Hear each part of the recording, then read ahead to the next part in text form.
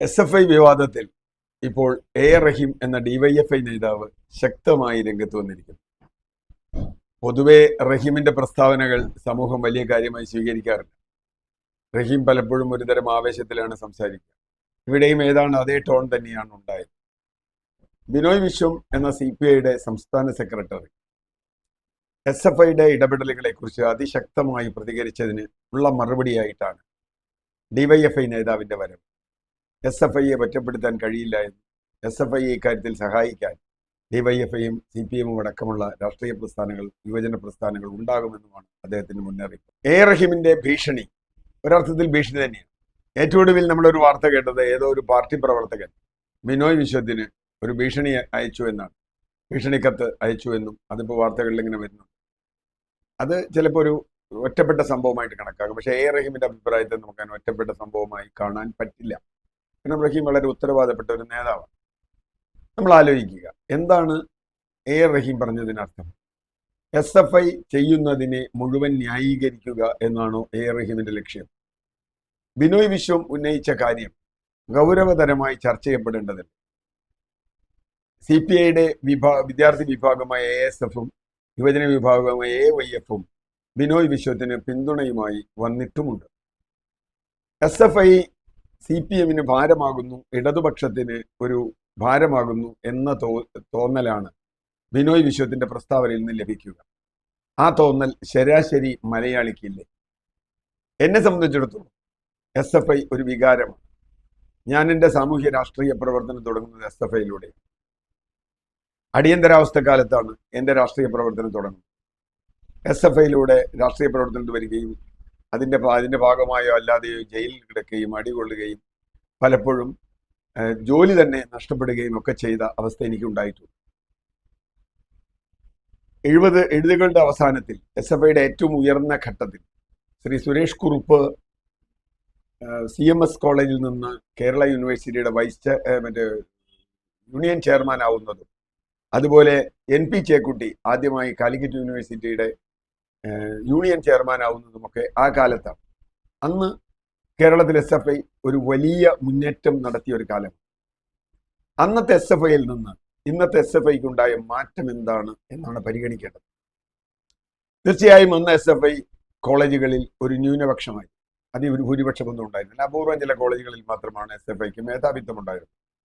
എന്നാൽ ഇന്ന് സംസ്ഥാനത്തെ പ്രൊഫഷണൽ കോളേജുകളടക്കം ഏതാണ്ട് എല്ലാ കോളേജുകളിലും SFIക്ക് അപ്രമാദിത്വം എന്ന് പറഞ്ഞാൽ അവരെ വെല്ലുവിളിക്കാൻ, ചിലപ്പോൾ നോമിനേഷൻ കൊടുക്കാൻ പോലും എതിരാളികളെ അനുവദിക്കാത്ത തരത്തിലുള്ള ഒരു അവസ്ഥയുണ്ട്. ഇതൊരു പ്രശ്നമാണ്. യഥാർത്ഥത്തിൽ ജനാധിപത്യത്തിനു വേണ്ടി സോഷ്യലിസം, ജനാധിപത്യം, സ്വാതന്ത്ര്യം ഒക്കെ നമ്മൾ ആവശ്യപ്പെടുമ്പോൾ ആ ജനാധിപത്യത്തിനു വേണ്ടി ഏറ്റവും ശക്തമായി നിലകൊണ്ട ഒരു പ്രസ്ഥാനം എന്ന നിലയിലാണ് SFI വളർന്നു വന്നത്. KSUവും ABVPയും അടക്കമുള്ള പ്രസ്ഥാനങ്ങൾ നിരവധി SFI സഖാക്കളെ കൊല്ലുമ്പോൾ തിരിച്ച് അക്രമം പ്രയോഗിക്കാതെ ശക്തമായി നിന്ന ഒരു കാലമുണ്ട് SFIക്ക്. ആ കാലത്തിന്റെ ഒരു പ്രതീതി കൂടിയാണ് ഞാൻ മാത്രമല്ല, ഇന്ന് കേരളത്തിലെ സമുന്നതരായ നേതാക്കളായ മുഴുവൻ ആളുകളും, ശ്രീ AK ബാലൻ അടക്കം, അല്ലെങ്കിൽ സുരേഷ് കുറുപ്പും P ശശിയും ഒക്കെ, അത് MA ബേബിയും ഒക്കെ അതിന്റെ ഭാഗമായി, ഒക്കെ അതിന്റെ ഭാഗമാണ്. അതുകൊണ്ട് അവരുടെയൊക്കെ ഒരു വളർച്ച SFIയിലൂടെയാണ്. അത് നമ്മൾ കണ്ടതാണ്. അവരൊക്കെ ഒരു തരത്തിൽ കേരളത്തിലെ സ്വീകാര്യരായ നേതാക്കളായി, മന്ത്രിമാരായി, MP മാരായി ഒക്കെ ഈ കേരളത്തെ സേവിച്ചവരാണ്. പക്ഷെ ഇന്ന് SFIക്ക് എന്താണ് സംഭവിച്ചത്? ഞാൻ കാണുന്നത് SFIക്ക് മാത്രമായി എന്തെങ്കിലും സംഭവിച്ചു എന്നല്ല.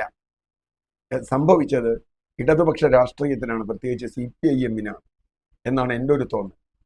മുമ്പ് SFIയെ നിയന്ത്രിച്ചിരുന്നത് ഇവിടെയുള്ള വളരെ ഉന്നതരായ PMSനെ പോലെ, AK നായനാരെ പോലെ, അതുപോലെയുള്ള നേതാക്കളായി. പക്ഷേ ഇപ്പോൾ അതിനെ നിയന്ത്രിക്കുന്ന നേതാക്കൾ അത്തരത്തിൽ മാതൃകാപരമായി പ്രവർത്തനം നടത്തുന്നവരാണോ എന്ന് ചോദിക്കേണ്ടത്. SFIയെ ന്യായീകരിക്കുമ്പോൾ തന്നെ ബഹുമാനപ്പെട്ട മുഖ്യമന്ത്രി നിയമസഭയിൽ ചെടിച്ചട്ടി കൊണ്ടുള്ള രക്ഷാപ്രവർത്തനത്തെ ന്യായീകരിച്ചു എന്നോർക്കുക. എന്ന് പറഞ്ഞാൽ ചെടിച്ചട്ടി കൊണ്ട് ചെയ്ത ഏറ്റവും ഹീനമായ, കഴിഞ്ഞ തെരഞ്ഞെടുപ്പ് കാലത്ത് ഏറ്റവും മോശപ്പെട്ട രീതിയിൽ മുഖ്യമന്ത്രിക്കും ഈ സർക്കാരിനും എതിരായി ഉയർന്നു വന്ന ഒരു ജനകീയ വികാരമാണ് ഈ രക്ഷാപ്രവർത്തനം. അത് കണ്ണൂരിൽ നിന്ന് തുടങ്ങി ആലപ്പുഴയിലും മറ്റ് നിരവധി ഇടങ്ങളിലും ആവർത്തിച്ച ആ പ്രവർത്തനത്തെ മിക്കവാറും എല്ലാ നേതാക്കളും അപലപിക്കുന്നു. പക്ഷെ മുഖ്യമന്ത്രി അതിനെ ന്യായീകരിക്കുകയാണ്. അതോടൊപ്പം തന്നെയാണ് SFIയെ ന്യായീകരിച്ചത്. SFIയെ ന്യായീകരിക്കുന്നതിന് തെറ്റില്ല, പക്ഷേ SFI ചെയ്ത തെറ്റുകൾ തിരുത്തേണ്ടതും.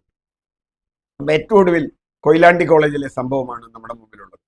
അവിടുത്തെ പ്രിൻസിപ്പലെ മർദ്ദിക്കുകയും വളരെ മോശമായി പെരുമാറുകയും മാത്രമല്ല, പ്രിൻസിപ്പലിന്റെ കാല് വെട്ടും, 2 കാലിൽ നിങ്ങൾ ഈ കോളേജിലേക്ക് നടന്നു വരില്ല എന്ന് വരെ പ്രസംഗിച്ച SFI നേതാവ് ഉണ്ട്. ആ നേതാവിനെതിരെ എന്തെങ്കിലും നടപടി എടുത്തോ SFI? എടുത്തില്ലല്ലോ.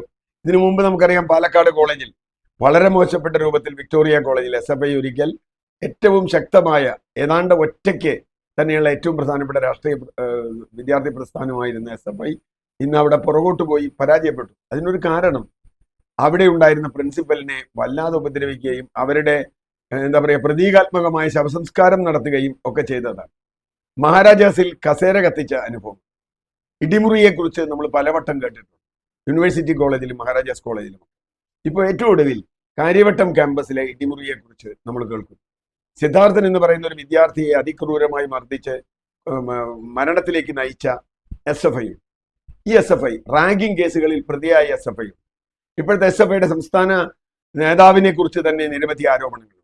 അദ്ദേഹം AISF കാരിയായ ഒരു പെൺകുട്ടിയോട് വളരെ മോശമായി സംസാരിച്ചത് അവർ തന്നെ വന്ന് പബ്ലിക്കിനോട് പറഞ്ഞിട്ടുണ്ട്. അപ്പോൾ അവരുടെ മാറത്ത് വരെ ചവിട്ടിയിട്ടുണ്ട് അദ്ദേഹം. എന്ന് പറഞ്ഞാൽ ഈ SFIക്ക് ഇടതുപക്ഷ രാഷ്ട്രീയം നഷ്ടപ്പെടുന്നു എന്ന ഒരു തോന്നൽ ജനങ്ങൾക്കുണ്ട്. അതാണ് ബിനോയ് വിശ്വം തുറന്നു പറഞ്ഞത്. ഇടതുപക്ഷത്തോടൊപ്പം നിൽക്കുന്ന ഒരാളെന്നുള്ള നിലയ്ക്ക് അതിനെ കറക്റ്റ് ചെയ്ത് പോകാനുള്ള ബാധ്യത ബിനോയ് വിശ്വത്തിനും CPIക്കും ഉണ്ട് എന്ന് തന്നെയാണ് ഞാൻ കരുതുന്നത്. കേരളത്തിന് പുറത്ത് SFIയും AISF ഒക്കെ ഒന്നിച്ചാണ് തെരഞ്ഞെടുപ്പിൽ മത്സരിക്കുന്നത്. കേരളത്തിൽ വരുമ്പോഴാണ് അവർ തമ്മിൽ അടിയുണ്ടാവുന്നത്, അക്രമങ്ങൾ ഉണ്ടാവുന്നത്. വളരെ കൊല്ലങ്ങൾക്ക് ശേഷമാണ് നമുക്കറിയാം കാലിക്കറ്റ് യൂണിവേഴ്സിറ്റിയിൽ SFIക്ക് ഭൂരിപക്ഷം നഷ്ടപ്പെട്ടു. KSU പാനൽ അവിടെ ജയിക്കുക, പരിയാരം മെഡിക്കൽ കോളേജിൽ KSU പാനൽ ജയിക്കുകയാണ്. ഇതുവരെ ആദ്യമായിട്ടാണ്, ചരിത്രത്തിൽ ആദ്യമായിട്ട്. എന്ന് പറഞ്ഞാൽ SFI ഒരു പുനർവിചിന്തനം നടത്തേണ്ടതുണ്ടോ എന്ന് തീരുമാനിക്കേണ്ടത് SFI മാത്രമല്ല.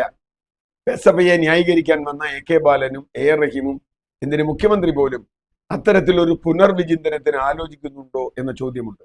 പണ്ട് കാലത്ത് SFIക്കാർ കൊല്ലപ്പെട്ടിട്ടുണ്ട് എന്ന കണക്കൊക്കെ പറഞ്ഞ് ഇന്ന് നമുക്ക് അതിനെ ന്യായീകരിക്കാൻ പറ്റില്ല.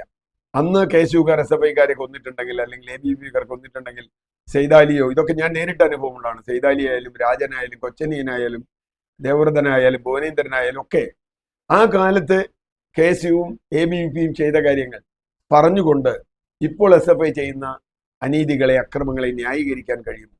അങ്ങനെ ന്യായീകരിക്കുന്നത് ചരിത്രപരമായി തെറ്റാണ്. അത് ഇടതുപക്ഷ രാഷ്ട്രീയമല്ല. SFI ക്യാമ്പസുകളിൽ നിലനിൽക്കണം എന്നാഗ്രഹിക്കുന്ന ഒരാളാണ്. സംവാദാത്മകമായ ഒരു ഇടതുപക്ഷ രാഷ്ട്രീയം കേരളത്തിലെ ക്യാമ്പസുകളിൽ ഉണ്ടാവണം. പക്ഷേ നമ്മൾ നോക്കൂ, കഴിഞ്ഞ കുറേ വർഷങ്ങളായി SFIക്ക് നമ്മുടെ ക്യാമ്പസുകളിലെല്ലാം അങ്ങേയറ്റത്തെ ആധിപത്യമുണ്ട്.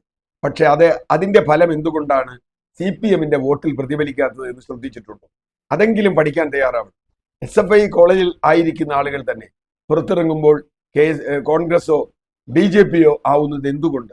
അല്ലെങ്കിൽ ഇത്രയധികം യുവാക്കൾ, വിദ്യാർത്ഥികൾ SFIയിലേക്ക് വന്നിട്ടുണ്ടെങ്കിൽ, SFI എല്ലാ യൂണിവേഴ്സിറ്റികളും കോളേജുകളും ജയിക്കുന്ന ഒരു കാലമുണ്ട്, ഉണ്ടായിരുന്നു കഴിഞ്ഞ വർഷങ്ങൾക്ക് മുമ്പ് വരെ. എന്നിട്ടും അതിൻ്റെ CPMന്റെ വോട്ട് കൂടാതിരുന്നത് എന്നൊരു പ്രധാന ചോദ്യമില്ലേ?